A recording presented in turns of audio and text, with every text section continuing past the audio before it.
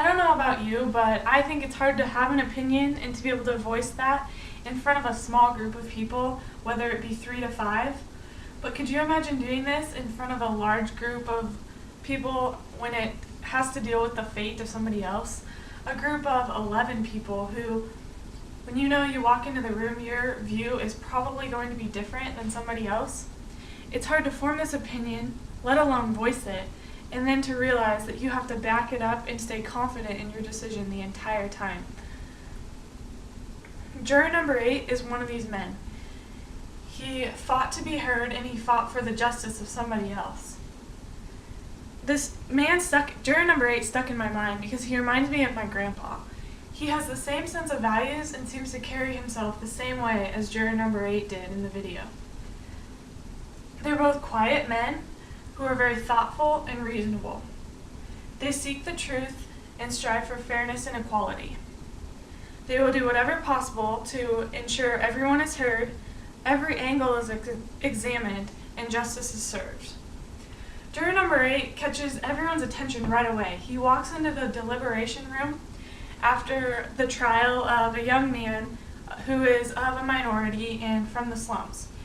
So he walks into the room and he is the first one to say that he finds the defendant not guilty of the murder of his father. This catches everybody else off guard for many reasons. First of all, they just think that this man is guilty. A lot of them don't have reasons, and the ones that do, their only reason is he's from the slums or he's a minority. It's obvious from the beginning that juror number 8 has a very strong sense of values, fairness being the main one. Something that caught my attention that he said to the other jurors in the deliberation room was, "It's difficult to keep personal prejudice out of a thing like this. And whenever you run into it, prejudice obscures the truth." This is a reoccurring theme that I saw throughout the duration of the movie.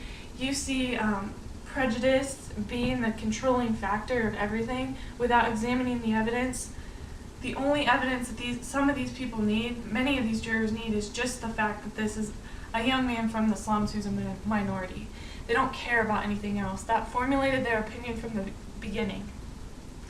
This quote showed me that juror number 8 is a very logical man, and he needs more than those 2 traits of this defendant to prove that this man is guilty. Something that I think it demonstrates that juror number 8 is a very strong leader. He possesses many of the traits. He was the only one who came to the deliberation room to me that seemed to be prepared for the ordeal.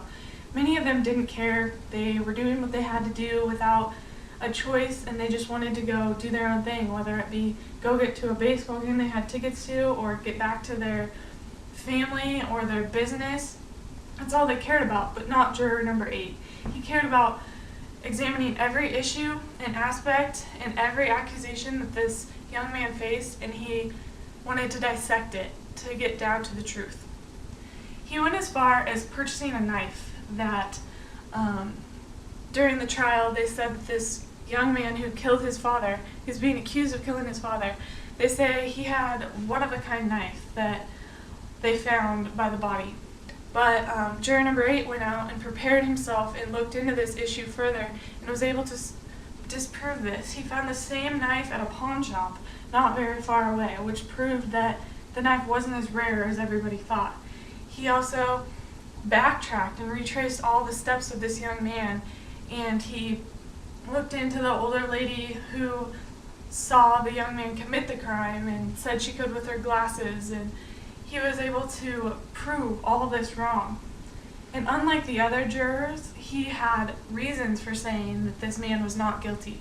Many of the others just, from the beginning, when he asked them what their reasons were, they had nothing to say. So this is something that I think demonstrates a very positive, powerful man who he doesn't get in people's face, but he seeks the truth. If they have an opinion, he wants to hear why. And that's something that's very important and not many people do.